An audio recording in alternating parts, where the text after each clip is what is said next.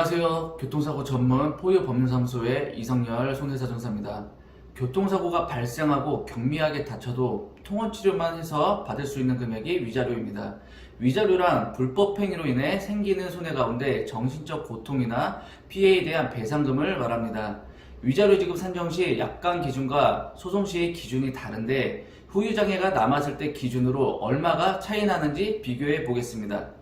예를 들어 30세 남자가 교통사고로 노동능력 상실률 55% 진단을 받고 무과실의 경우 계산을 해보면 약관 기준으로는 4,500만원에서 55%의 85%가 인정되므로 약 2,100만원이 되고 소송시의 기준으로는 55%가 인정되기 때문에 5,500만원이 인정이 됩니다.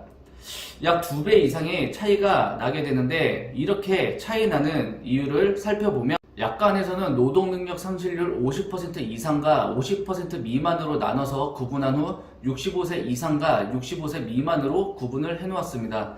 예시와 같이 노동능력 상실률이 55%인 경우에는 약관 기준으로 50% 이상에 해당되어 4,500만원이 기준이 되고 여기서 노동능력 상실률의 85%만 인정합니다.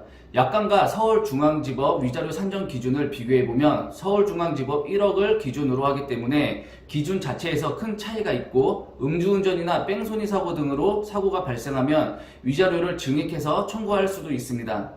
위자료에 대한 과실 인정 기준에서도 차이가 나는데 과실이 만약 40%가 있다면 약관에서는 40% 전체를 공제하지만 법원 기준으로는 과실의 60%를 인정합니다. 예를 들어 쉽게 말해서 받을 위자료가 1억이라면 약관 기준 1억에서 과실 40%를 제외하고 6천만원이 되고 법원 기준에서는 40%의 60%를 인정하므로 2,400만원을 제외한 7,600만원이 됩니다. 이렇게 1,600만원 차이가 나는데 노동능력 상실률이 100%인 경우 약관에서는 위자료가 기준이 1억이 되지 않기 때문에 실제로는 1,600만원보다 훨씬 더 크게 차이가 납니다. 자, 이렇게 위자료에 대해서만 간단하게 비교를 해보았는데도 꽤 큰 금액이 차이 난다는 것을 확인할 수 있었습니다. 그런데 교통사고가 발생하면 위자료 외에도 휴업손해, 상실수입, 개호비 등 받을 수 있는 항목이 매우 많습니다. 이 모든 항목들을 약관 지급 기준과 소송시 기준으로 비교하게 된다면 당연히 매우 큰 금액이 차이 날 것입니다.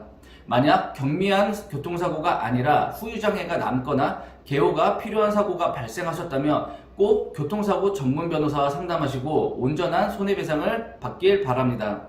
오늘은 위자료 지급 기준에 대해서 간단하게 설명드렸습니다. 다음에도 중요한 내용을 알기 쉽게 설명드리도록 하겠습니다. 좋아요와 구독은 양질의 컨텐츠 제작에 힘이 됩니다. 감사합니다.